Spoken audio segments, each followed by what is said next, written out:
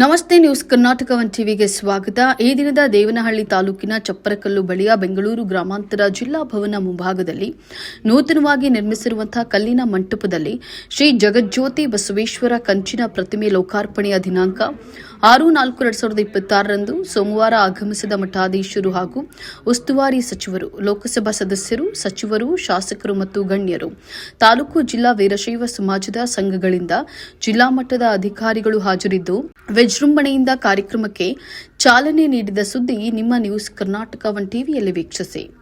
ಜಗಜ್ಯೋತಿ ಬಸವೇಶ್ವರರ ಕಂಚಿನ ಪ್ರತಿಮೆ ಲೋಕಾರ್ಪಣೆ. ಬಸವಣ್ಣನವರ ತತ್ವಗಳು ಸರ್ವಕಾಲಿಕ. ಸಚಿವ ಈಶ್ವರ್ ಖಂಡ್ರೆ. ನಿರ್ಮಾಣಕ್ಕೆ ಕ್ರಾಂತಿಯನ್ನೇ ಮಾಡಿದಂತಹ ಬಸವಣ್ಣನವರ ತತ್ವಾದರ್ಶಗಳು ಸರ್ವಕಾಲಿಕವಾಗಿದ್ದು, ಬಸವ ತತ್ವಗಳ ಪ್ರಸಾರ ಇಂದಿನ ಅಗತ್ಯವಾಗಿದೆ ಎಂದು ಅಖಿಲ ಭಾರತ ವೀರಶೈವ ಲಿಂಗಾಯತ ಮಹಾಸಭಾ ರಾಷ್ಟ್ರಾಧ್ಯಕ್ಷರು ಹಾಗೂ ಅರಣ್ಯ ಹಾಗೂ ಪರಿಸರ ಇಲಾಖೆ ಸಚಿವ ಈಶ್ವರ್ ಭಿ ಖಂಡ್ರೆ ಅವರು ಹೇಳಿದರು. ಜಿಲ್ಲಾಡಳಿತ, ಜಿಲ್ಲಾ ಪಂಚಾಯತ್ ಹಾಗೂ ಬಸವೇಶ್ವರ ಪ್ರತಿಮೆ ನಿರ್ಮಾಣ ಸಮಿತಿ ವತಿಯಿಂದ ದೇವನಹಳ್ಳಿ, ಬೆಂಗಳೂರು ಗ್ರಾಮಾಂತರ ಜಿಲ್ಲಾಧಿಕಾರಿಗಳ ಕಚೇರಿ ಆವರಣದಲ್ಲಿಂದು ನಡೆದಂತಹ ವಿಶ್ವಗುರು ಬಸವೇಶ್ವರರ ಕಂಚಿನ ಪ್ರತಿಮೆ ಅನಾವರಣ ಕಾರ್ಯಕ್ರಮದಲ್ಲಿ ಮಾತನಾಡಿದಂತಹ ಅವರು, ಹೆಣ್ಣಿಗಾಗಿ, ಹೊನ್ನಿಗಾಗಿ, ಮಣ್ಣಿಗಾಗಿ ಜಗತ್ತಿನಲ್ಲಿ ಕ್ರಾಂತಿಯಾಗಿದೆ. ಆದರೆ ಸರ್ವರ ಸಮಾನತೆಗಾಗಿ ಯಾವುದಾದರೂ ಕ್ರಾಂತಿ ನಡೆದಿದ್ರೆ ಅದು ಕಲ್ಯಾಣದ ಕ್ರಾಂತಿ ಮಾತ್ರ ಅಂತ ಹೇಳಿ ತಿಳಿಸಿದ್ರು. 12ನೇ ಶತಮಾನದಲ್ಲಿ ಮನುಷ್ಯರನ್ನ ಮನುಷ್ಯರಂತೆ ಕಾಣ್ತಾ ಇರಲಿಲ್ಲ. ಮೌಢ್ಯತೆ, ಅನಕ್ಷರತೆ ಇದ್ದು ಹೆಣ್ಣಿಗೆ ಸಮಾನತೆ ಇರಲಿಲ್ಲ.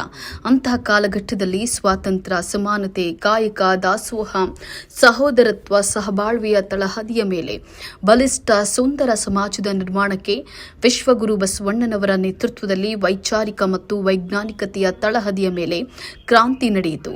ಶ್ರೇಣಿರಹಿತ, ವರ್ಗರಹಿತ, ಲಿಂಗಭೇದ ರಹಿತ ಸಮ ಸಮಾಜ ನಿರ್ಮಾಣಕ್ಕೆ ಬಸವಣ್ಣನವರು ಶ್ರಮಿಸಿದ್ರು ಅಂತ ಸರ್ವರಿಗೂ ಸಮಪಾಲು, ಸರ್ವರಿಗೂ ಸಮಬಾಳಿನ ಕಲ್ಪನೆಯನ್ನ ನೀಡಿ ವಿಶ್ವದ ಪ್ರಥಮ ಸಂಸತ್ತು ಅನುಭವ ಮಂಟಪವನ್ನು ಸ್ಥಾಪಿಸಿದರು.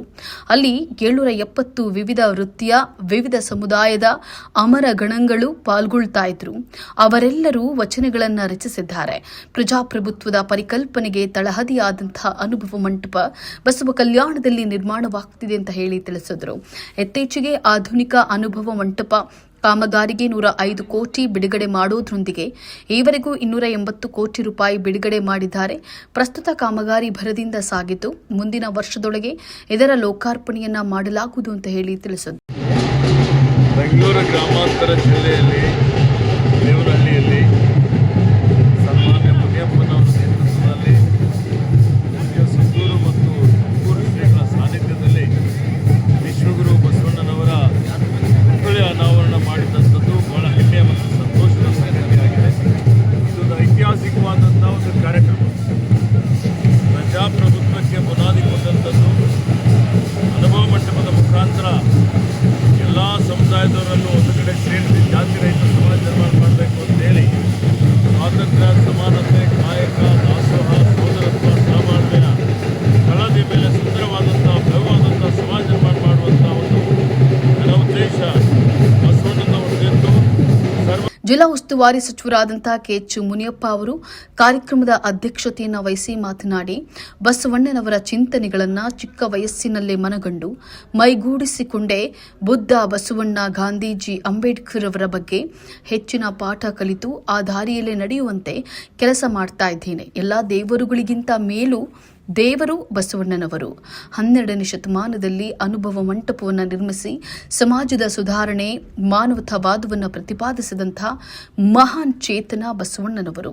ಅವರ ವಚನಗಳು, ಆದರ್ಶಗಳು, ಕಾಯಕ ನಿಷ್ಠೆ ಎಂದೆಂದಿಗೂ ಶಾಶ್ವತ ಅಂತ ಹೇಳಿ ತಿಳಿಸಿದ್ರು. ಬಸವಣ್ಣನವರ ಚಿಂತನೆಯನ್ನ ಸುಮಾರು ನಾನು 7 ವರ್ಷದಲ್ಲಿ ವಯಸ್ಸಿನಲ್ಲಿ ಮನಗೊಂಡಿದ್ದು ಮತ್ತು ಮೈಗೂಡಿಸಿಕೊಂಡಿದ್ದು. ಸುಮಾರು ಬಸವಣ್ಣ, ಬುದ್ಧ ಒಂದು ಪಾಠವನ್ನು ಕಲಿತು ಆ ದಾರಿಯಲ್ಲಿ ನಡೆಯುವಂಥ ಕೆಲಸವನ್ನು ಇಲ್ಲಿವರೆಗೂ ಮಾಡ್ಕೊಂಡು ಬಂದಿದ್ದೀವಿ. ನಾನು ಇವತ್ತು ಈ ಕೆಲಸವನ್ನು ಭಗವಂತ ಈ ಸಮಿತಿಯ ಜೊತೆಗೆ ನನ್ನನ್ನು ಸೇರಿಸಿ ಈ ಒಂದು ಕಾರ್ಯವನ್ನು ಮಾಡಲಿಕ್ಕೆ ನನಗೆ ಅವಕಾಶ ಮಾಡಿಕೊಟ್ಟಂಥ ಪರಮಾತ್ಮನಿಗೆ, ಆ ಶಿವನಿಗೆ ನಾನು ಸಾಷ್ಟಾಂಗ ನಮಸ್ಕಾರ ಮತ್ತೊಮ್ಮೆ ಮಾಡ್ತಾ, ಅದು ವಿಶೇಷ ಸೋಮವಾರ ಬೆಳಿಗ್ಗೆ ನಾನು ಕೂಡ ಶಿವನ ಪೂಜೆ ಮಾಡಿ ಶಿವನಿಗೆ ಅಭಿಷೇಕವನ್ನು ಸಲ್ಲಿಸಿ ಈ ಕಾರ್ಯಕ್ರಮಕ್ಕೆ ಬಂದಿದ್ದೆ. ಪ್ರತಿ ಸೋಮವಾರ ಕೂಡ ಏನು ತಪ್ಪಿದರೂ ಕೂಡ ನಮ್ಮ ಮನೆಯಲ್ಲಿ ಪ್ರತಿ ಸೋಮವಾರ ಶಿವನಿಗೆ ಅಭಿಷೇಕ ಮಾಡಿ ಬಿಲ್ಪತ್ರೆಯನ್ನು ಅರ್ಪಿಸಿ ಮತ್ತೆ ಬೇರೆ ಕೆಲಸವನ್ನು ಮಾಡೋದನ್ನು ವಾಡಿಕೆ ಮಾಡಿಕೊಂಡಿದ್ದೀನಿ. ಇವತ್ತು ಕೂಡ ಇಷ್ಟು ಅರ್ಜೆಂಟ್ ಇದ್ದರೂ ಕೂಡ ಬೆಳಗ್ಗೆ 4:15 ಎದ್ದು ಆ ಶಿವನ ಕೆಲಸವನ್ನು ಮಾಡಿ ಇದು ಸುಸೂತ್ರವಾಗಿ ನಡಲಿ ಅಂತ ಆಶೀರ್ವಾದವನ್ನು ಪಡೆದು ಬಂದಿದ್ದೇನೆ. ಸ್ವಾಮೀಜಿಗಳು ಬಂದಿದ್ದಾರೆ, ಅವರೆಲ್ಲ ನಿಧಾನವಾಗಿ ಮಾತಾಡಲಿ ಅಂತೇಳಿ ಅವ್ರಿಗೆ ಊಟ ಉಪಚಾರವನ್ನು ಕೂಡ ಮಾಡಬೇಕಂತ ಮಂಜಣ್ಣ ಮತ್ತು ಸಮಿತಿ ರಮೇಶಣ್ಣ ಅವ್ರಿಗೂ ಹೇಳ್ತಾ, ನಮ್ಮ ಉಪಾಧ್ಯಕ್ಷರಾದಂಥ ಜಗದೀಶ್ ಮತ್ತು ಎಲ್ಲ ಮುಖಂಡರು ಒಳ್ಳೆ ಕೆಲಸ ಮಾಡಿದ್ದೀರಿ. ಇದು ಬಹಳ ಮುಖ್ಯವಾಗಿ ಬೇಕಾಯಿತು. ನಮಗೆ ಹೃದಯಪೂರ್ವಕವಾಗಿ ಬಸವಣ್ಣವನ್ನ ದೇವರಿಲ್ಲ, ಶೋಷಿತ ವರ್ಗಗಳಿಗೆ ಎಲ್ಲ ದೇವರಿಗಿಂತ ಮೇಲು ದೇವರಂದರೆ ಬಸವಣ್ಣ. 12ನೇ ಶತಮಾನದಲ್ಲಿ ಕಣ್ಣು ತೆಗೆಸಿ ಅನುಭವ ಮಂಟಪವನ್ನು ಮಾಡಿ ಅಲ್ಲಂಪ್ರಭುವನ್ನು ಅಧ್ಯಕ್ಷರ ಮಾಡಿ ಸಮಾಜದಲ್ಲಿ ಸುಧಾರಣೆಯನ್ನು ಮಾಡಿ ಮಾನವತಾವಾದವನ್ನು ಮಾಡಿದ ಮಹಾನ್ ಚೇತನ ಬಸವಣ್ಣವರು. ಅವರ ಈ ಕಾರ್ಯಕ್ರಮದಲ್ಲಿ ನಾನು ದೇವನಹಳ್ಳಿ ತಾಲೂಕು ವೀರಶೈವ ಲಿಂಗಾಯತ ಸಮಾಜದ ಸಂಘ ಅಧ್ಯಕ್ಷರಾದಂಥ ಕೋಡಿ ಮಂಚೇನಹಳ್ಳಿ ಎಂಎಸ್ ರಮೇಶ್ ಅವರು ಮಾತನಾಡಿ, ಬಸವಣ್ಣನವರು ಕಾಯಕವೇ ಕೈಲಾಸ ಅಂತ ಹೇಳಿದ್ರು. ಸಮಾನತೆ, ಕಾಯಕ ಮತ್ತು ದಾಸೋಹದ ಸಂದೇಶವನ್ನು ನೀಡಿದಂಥ ಮಹಾನ್ ದಾರ್ಶನಿಕ ಬಸವಣ್ಣ ಅವರ ಆದರ್ಶಗಳು ನಮ್ಮ ಸಮಾಜಕ್ಕೆ ಸದಾ ದಾರಿದೀಪವಾಗಿದೆ. ವಚನಗಳನ್ನು ಬರೆಯೋದ್ರ ಜೊತೆಗೆ ವಚನದಲ್ಲಿರುವಂತೆ ಪಾಲಿಸಿದ್ರು. ಬಸವಣ್ಣನವರ ಆದರ್ಶಗಳನ್ನು ಪಾಲಿಸಬೇಕು. ಪ್ರತಿದಿನ ಮಾಡುವಂತಹ ಕೆಲಸದಲ್ಲಿ ಬಸವಣ್ಣನವರನ್ನ ಕಾಣಬೇಕು. ಬಸವಣ್ಣನವರು ಆಚರಣೆಗೆ ತಂದಂತಹ ದಾಸೋಹವು ಈಗ ತ್ರಿವಿಧವಾದ ಶಿಕ್ಷಣ, ಆರೋಗ್ಯ, ಅನ್ನ ದಾಸೋಹಗಳಿಗಾಗಿ ರಾಜ್ಯದಲ್ಲಿ ಪ್ರಾಮುಖ್ಯತೆ ಪಡೆದಿದೆ ಅಂತ ಹೇಳಿ ತಿಳಿಸಿದ್ರು. ಪ್ರತಿಮೆ ವಿಶೇಷತೆ ಜಿಲ್ಲಾಡಳಿತ ಭವನ ಆವರಣದಲ್ಲಿ ಲೋಕಾರ್ಪಣೆಗೊಂಡಂತ ಬಸವಣ್ಣನವರ ಪ್ರತಿಮೆಯಲ್ಲಿ ಮಂಟಪ 28 ಅಡಿ, ಕಂಚಿನ ಪ್ರತಿಮೆ 5 ಅಡಿ ಉದ್ದವಾಗಿದ್ದು 450 ಕೆಜಿ ಕಂಚು ಬಳಕೆ ಮಾಡಿ ಸುಮಾರು 80 ಲಕ್ಷ ರೂಪಾಯಿ ವೆಚ್ಚದಲ್ಲಿ ನಿರ್ಮಿಸಲಾಗಿದೆ ಅಂತ ಹೇಳಿ ತಿಳಿಸಲಾಗಿದೆ. ಇನ್ನು ಶ್ರೀ ಜಗಜ್ಯೋತಿ ಬಸವೇಶ್ವರ ಪ್ರತಿಮೆ ನಿರ್ಮಾಣ ಸಮಿತಿ ಹಾಗೂ ಅಖಿಲ ಭಾರತ ವೀರಶೈವ ಲಿಂಗಾಯತ ಮಹಾಸಭಾ ಇವರ ಸಹಕಾರದೊಂದಿಗೆ ದೇವನಹಳ್ಳಿ ತಾಲೂಕು ವೀರಶೈವ ಸಮಾಜದ ಸಂಘ ಇವರು ನೇತೃತ್ವದಲ್ಲಿ ಕಲ್ಲಿನ ಮಂಟಪ ಶ್ರೀ ಜಗಜ್ಯೋತಿ ಬಸವೇಶ್ವರ ಕಂಚಿನ ಪ್ರತಿಮೆ ಲೋಕಾರ್ಪಣೆ ಅದರ ಮೂಲಕ ನಡೆಸಿದಂತಹ ಇಷ್ಟಲಿಂಗ ಪೂಜೆಯ ಮೂರ್ತಿಯನ್ನೇ ಇಲ್ಲಿ ಪ್ರತಿಷ್ಠಾಪಿಸತಕ್ಕಂತಹದ್ದು ಅತ್ಯಂತ ವಿಶೇಷವಾದಂತಹದ್ದು.